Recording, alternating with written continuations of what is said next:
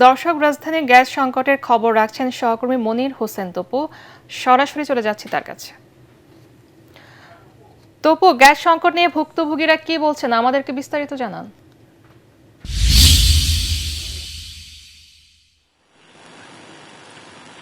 ধন্যবাদ পুনম। আপনাকে জানিয়ে রাখি যে রাজধানী সহ বিভিন্ন অঞ্চলে যে গ্যাসের যে সংকট দেখা দিয়েছে, এই সংকটের কারণে চরম ভোগান্তির মধ্যে পড়েছেন এখানে যারা গাড়ি চালক যারা রয়েছেন, গণপরিবহন যারা চালাচ্ছেন তারা, এবং একই সাথে যারা প্রাইভেট কারের যারা গ্রাহক যারা রয়েছেন, সবাই বলা চলে ভোগান্তির মধ্যে পড়েছেন। যারা যানবাহন নিয়ে এই তীব্র সংকটে চরম ভোগান্তির মধ্যে তারা রয়েছেন গেল 2 সপ্তাহ ধরে।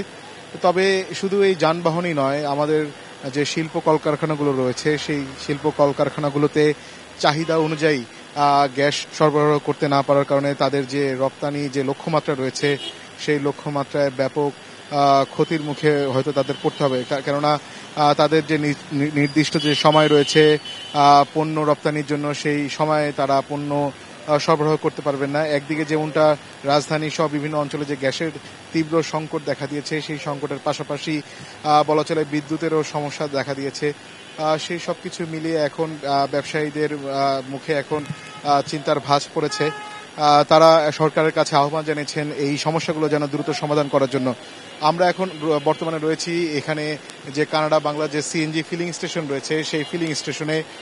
যেমনটা সকাল 10টা নাগাদ এই স্টেশনে আমরা যেটা দেখেছি, গ্যাসের প্রেশার ছিল 100-র মতন, তবে সেই প্রেশার এখন নেমে এসেছে 70-এ। এখানে যে সিএনজি যারা চালক যারা রয়েছেন, তাদের সাথে অনেকের সাথে আমাদের কথা হয়েছে।